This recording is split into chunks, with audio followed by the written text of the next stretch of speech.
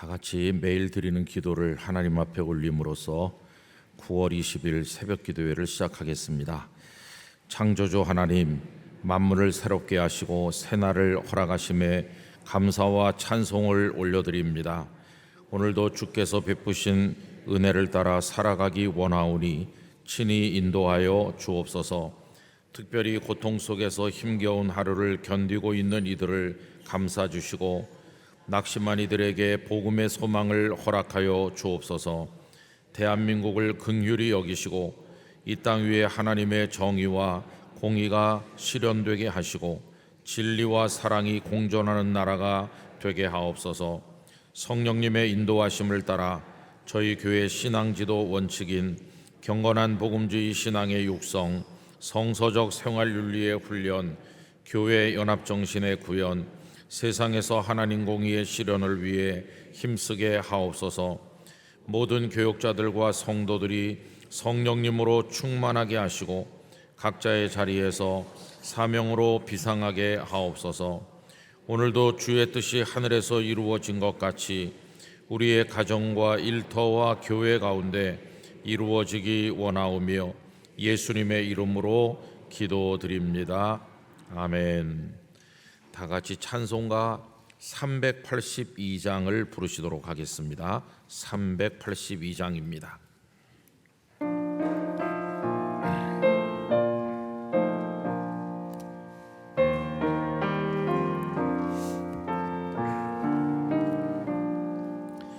너 근심 걱정 말아라.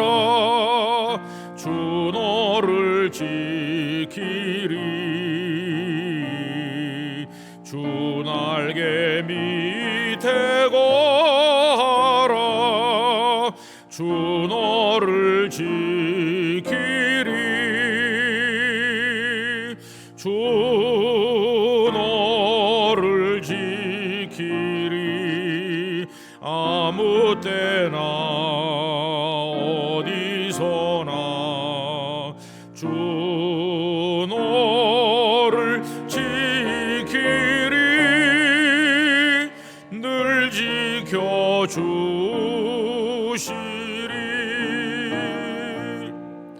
어려워 낙심될 때에 주 너를 지키리. 위험한 일을 당할 때 주 너를 지키리. 주 너를 지키리. 아무 때나 어디서나 주 너를 지키리. 늘 지켜주시리.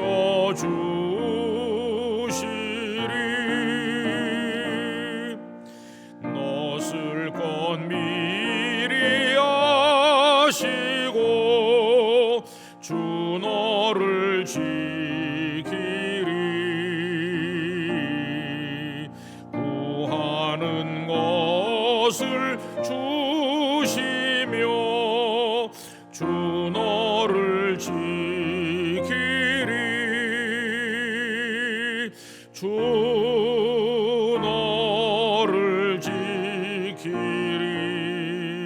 아무 때나 어디서나 주 너를 지키리. 늘 지켜주시리.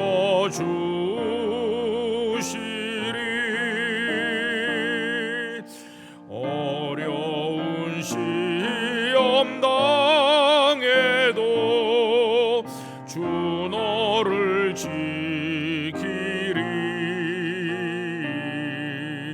구주의 품에 거하라. 주 너를 지키리. 주 너를 지키리.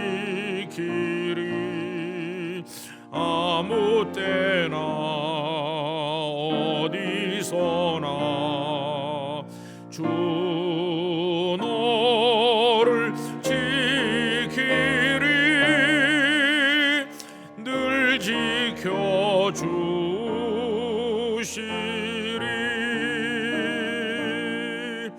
아멘.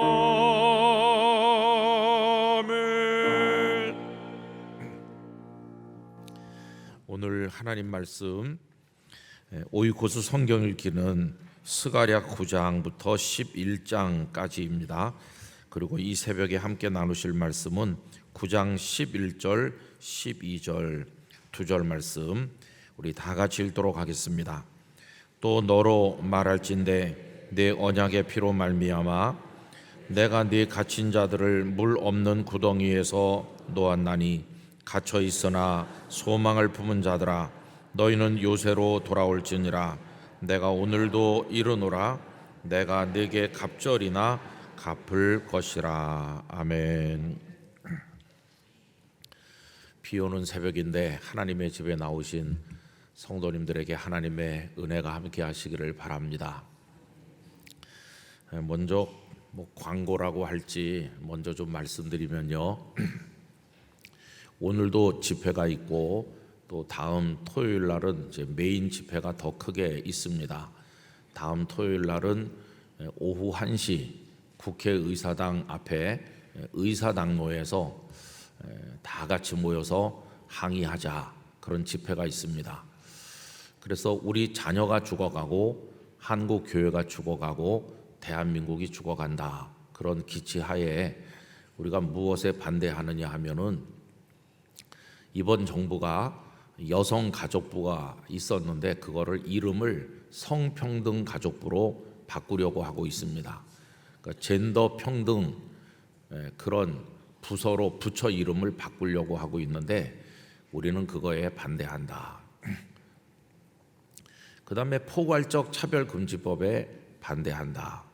그 다음에 혼인신고를 하지 않은 여성과 여성, 남성과 남성이 거주하는 곳에도 의료 혜택을 비롯한 여러 가지 혜택을 국가가 주는 것에 반대한다. 여러분 그거는 혼인을 인정하는 거나 마찬가지입니다. 동성 결혼을 인정하는 거나 마찬가지죠.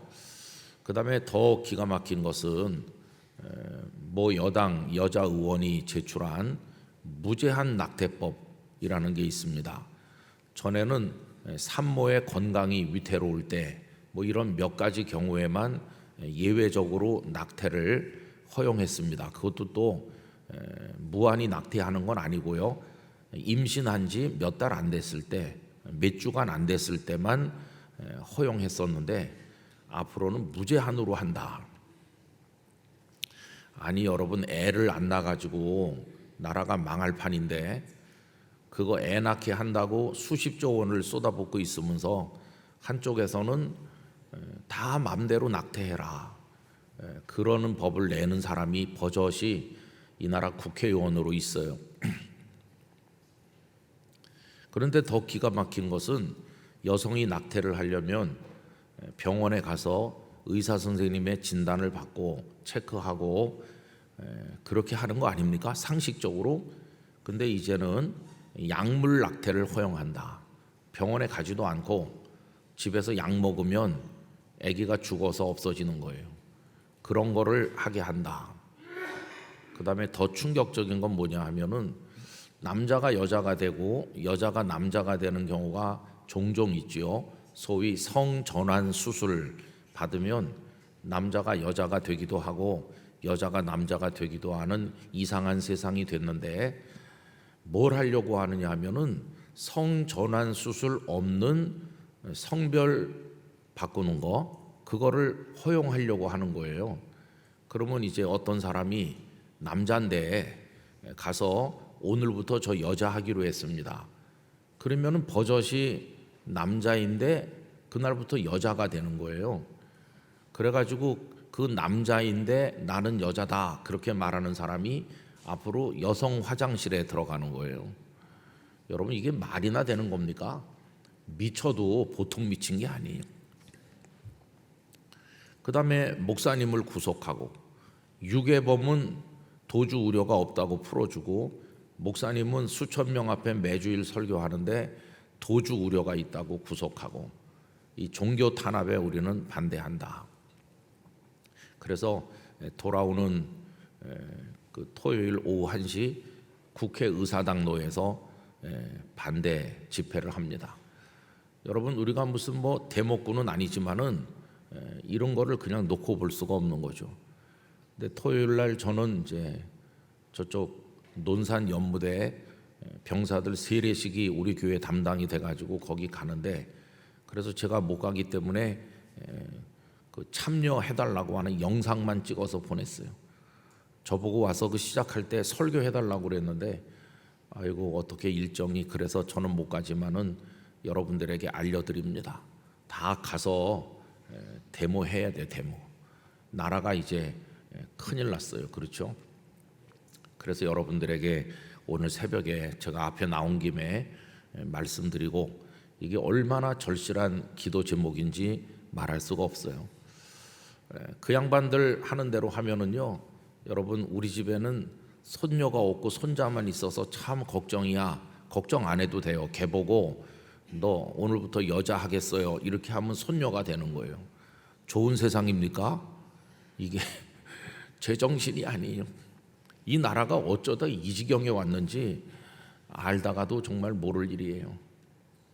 여러분, 그러나 세상은 뭐 종말을 향해 달려가지만 우리는 하나님 앞에 바로 서야 되겠습니다. 우리는 끝까지 하나님 말씀을 붙들어야 되겠습니다. 그 하나님께 소망을 두어야 되겠습니다.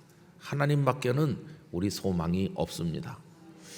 오늘 아침에도 하나님께서 소망의 하나님이시다 하는 것을 우리에게 알려주고 있는데, 펜을 가져오신 분들은 줄을 치시면 좋겠습니다.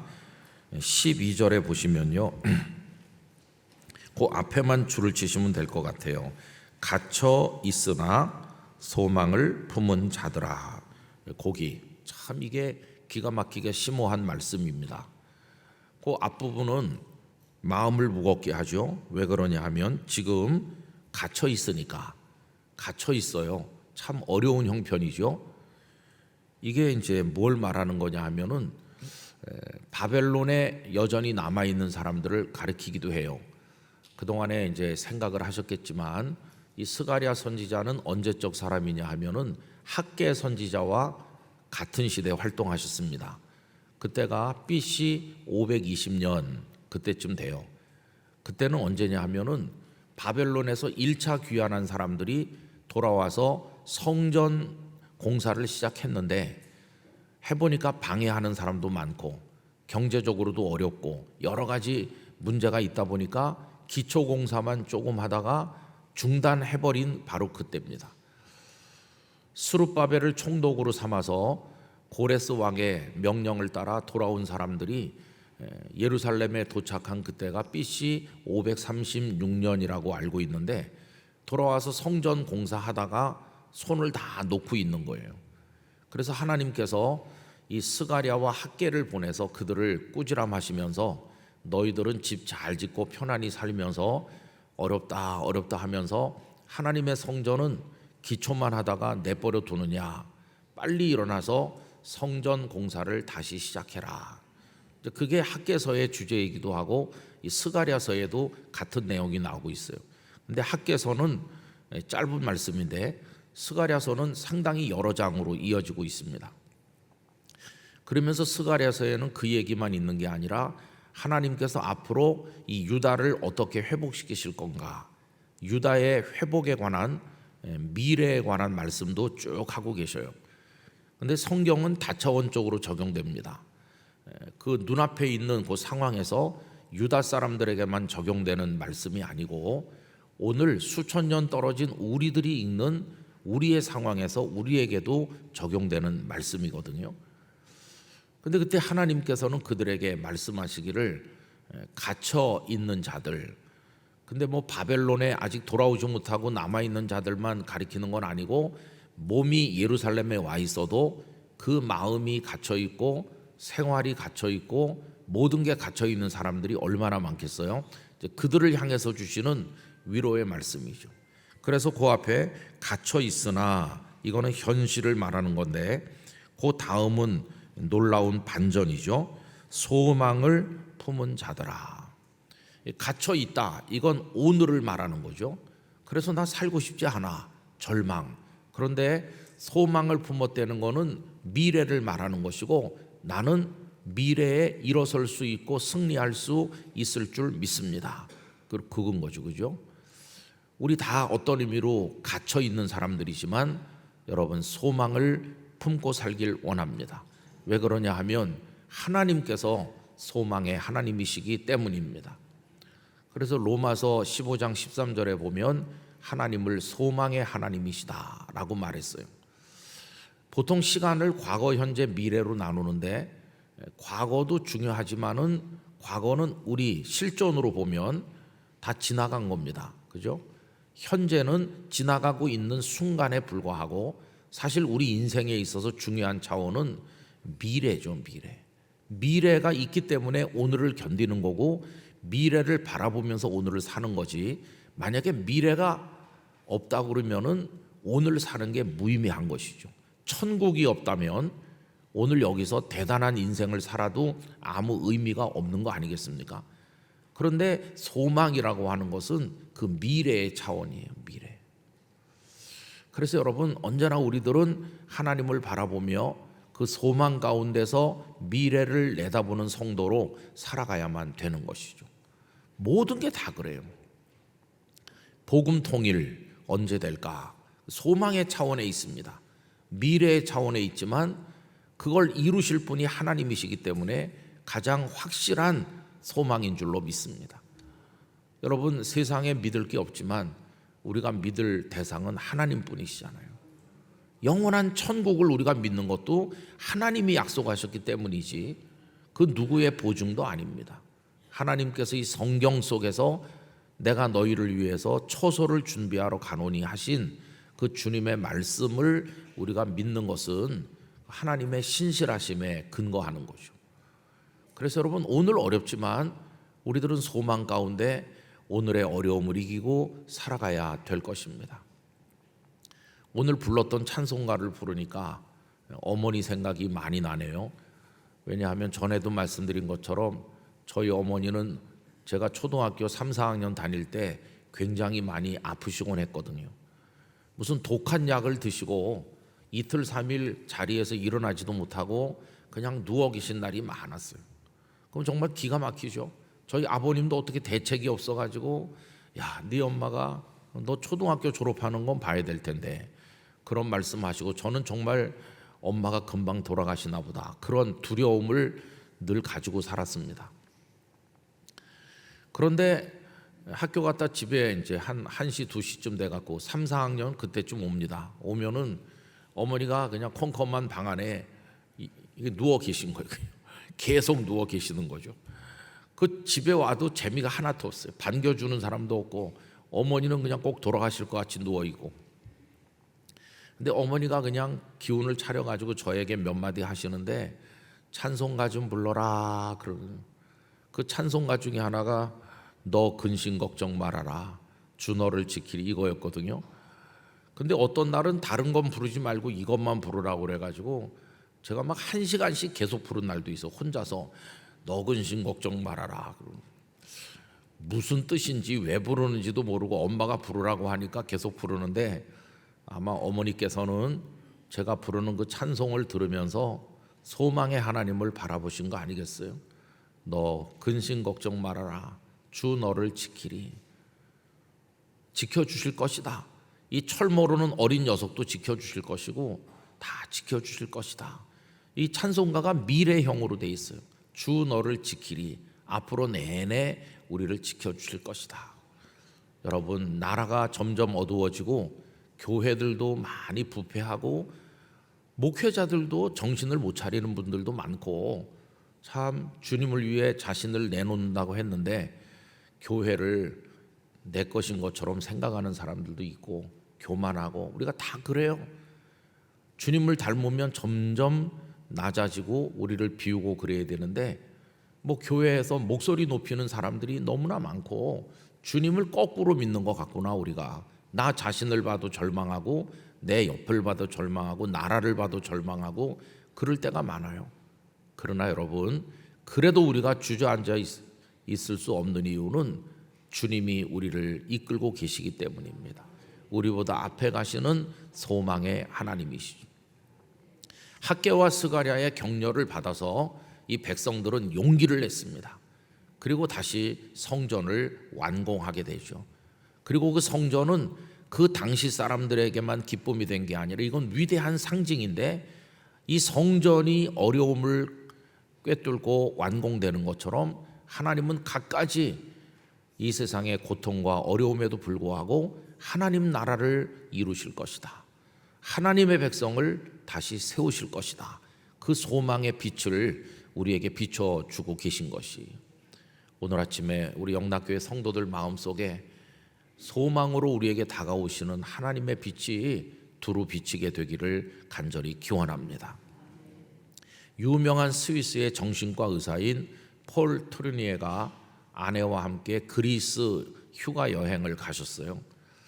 이 폴 트루니에는 우리 이명수 목사님께서 그분의 신앙과 심리학을 많이 공부하셔서 아주 대가이시죠. 그런데 이분이 그 아내와 함께 그리스 여행을 하는 도중에 큰 일을 당했습니다. 다름 아닌 그 사랑하는 아내가 심장마비로 그리스에서 세상을 떠나는 겁니다. 남편이 의사인데 어떻게 해볼 도리가 없는 거예요. 너무나 급하게 그 아내가 가는데, 그런데 그 아내가 남편에게 하시는 말씀이 여보 나 너무 즐거워요. 가면 당신 부모님 만날 거 아니겠어요? 이러는 거예요. 그러니까 마치 지금은 그리스로 여행을 왔지만 나는 이제 여기서 여행지를 바꿔서 천국으로 가서 보고 싶은 분들 만나게 돼서 즐겁다. 이런 식으로 말하는 거예요. 아내가 쓰러졌을 때 그 폴 트루니는 굉장히 충격을 받고 당황했는데 아내가 천국을 이야기하면서 행복한 미소를 만면에 띄는 걸 보고 엄청난 위로를 받았다고 그래요. 주님께서 우리를 위해 준비하신 천국이 있다는 것이, 그 소망이 얼마나 힘이 되고 위로가 됐는지. 여러분, 우리에게는 궁극의 소망이 있습니다. 하나님이 우리의 소망이십니다.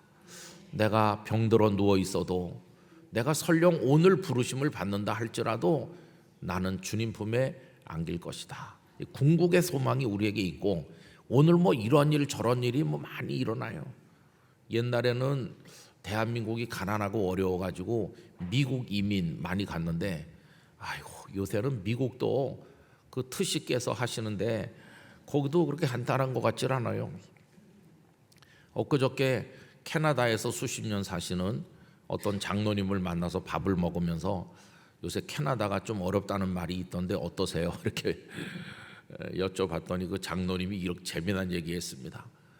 전에는 한국에 어쩌다 가끔 오면은 모든 게 캐나다가 뛰어났대요. 사회 인프라나 먹고 사는 수준이나 캐나다가 월등히 뭐 앞서 있는 거죠. 그런데 언제부터인지 이거는 한국이 더 좋기도 하네. 한국이 좋은 게 몇 개 보이기 시작했대요. 근데 요새는 전부 다 한국이 좋대요. 모든 게 다 한국이 좋대요.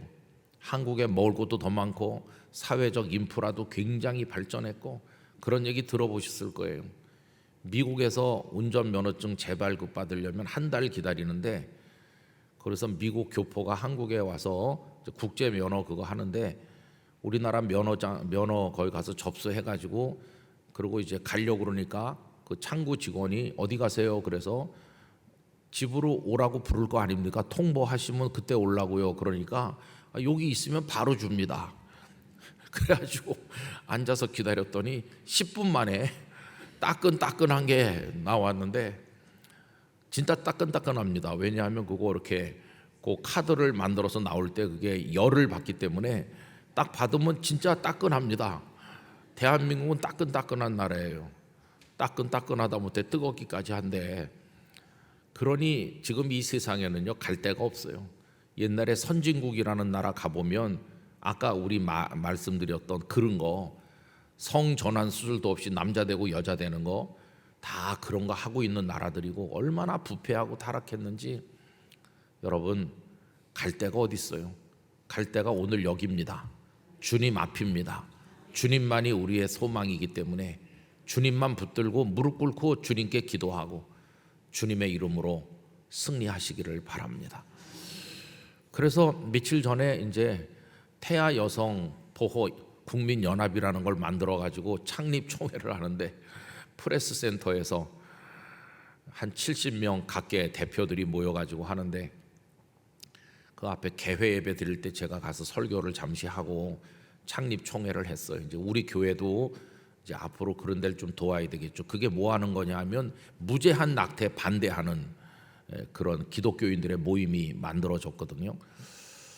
뭐 그런 거 생각해 보면 가슴이 답답하고 오늘도 집회도 하고 다음 토요일도 하고 그리고 또 새 정부가 반드시 해내야 될 거 그래갖고 국정과제 이거 정했는데 그 중에 앞에 있는 게 뭐냐 하면 동물의 권익을 증진한다. 그런 게 있어요. 동물 좋아하는 분들 많은 거 이해는 해요. 그런데 동물의 권익을 증진한다 보다 사람의 권익을 증진하는 게 먼저 나와야 되는 거 아닌가요? 근데 잘 모르겠어요. 너무나 혼란스러운. 그래서 그런 게 우리 마음을 짓누르고 여성의 인권이란 이름으로 그런 이상한 법도 나오고 뭐 그러지만은 그럴수록 하나님이 정말 그분이 계시다는 게 얼마나 위로가 되는지 몰라요. 만약 하나님이 안 계셨다면 어떻게 살겠어요, 그죠? 네, 여러분 하나님이 우리에게 계시고 그분은 소망의 하나님이시니까 오늘 그 줄치신 말씀 우리 그 가슴에 탁 품고 나가길 원합니다. 갇혀 있으나 소망을 품은 자들아, 우리 그런 사람 되길 원합니다. 그 소망이 헛되지 않고 주 안에서 성취될 줄 믿습니다. 내일은 전교인 만남주일이죠. 모든 성도들 다 같이 오시는데 아파서 교회 못 오던 분도 좀 태워서 모시고 오시고 어떤 분은 세상이 좋아서 마음이 예배에서 떠난 사람도 권면하셔서 데리고 오시고 여러분의 가족들 다 데리고 오셔서 하나님 앞에 함께 예배하길 원하고 또 다음 주간에는 110회 총회도 열리는데 섬기시는 분들이 정말 수고를 많이 하셔서 준비하고 있습니다. 하나님의 은혜가 함께하는 총회가 되도록 이 새벽에도 기도 많이 해주시기를 바라고 여러분 한 분 한 분 주님께서 꼭 안아주시는 은혜의 새벽 되시기를 축원합니다. 기도하겠습니다. 거룩하신 아버지 하나님, 아버지 하나님밖에는 저희에게 소망이 없음을 고백하나이다. 하나님만이 저희의 위로가 되시며 저희의 구원이 되심을 믿습니다. 세상 어디를 둘러봐도 진리도 소망도 없습니다.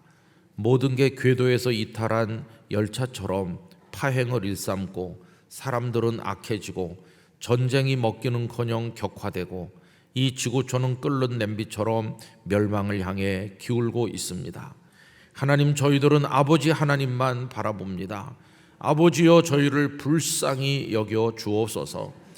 우리의 피할 길을 열어주시고 치료하여 주시고 회복시켜 주시고 살 길을 열어주시고 저희에게 아름답고 극적인 간증거리들을 많이 주시옵시고 하나님의 이름으로 승리하게 하여 주시옵소서.